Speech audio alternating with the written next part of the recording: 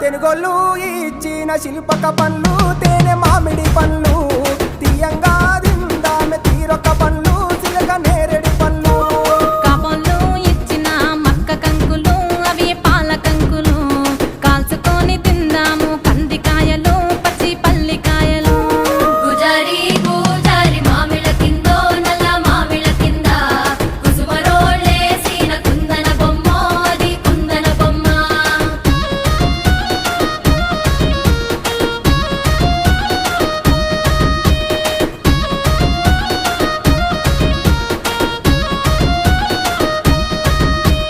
బెస్తోలు పెట్టిన పచ్చి చేపలు అవి వట్టి చేపలు కమ్మంగా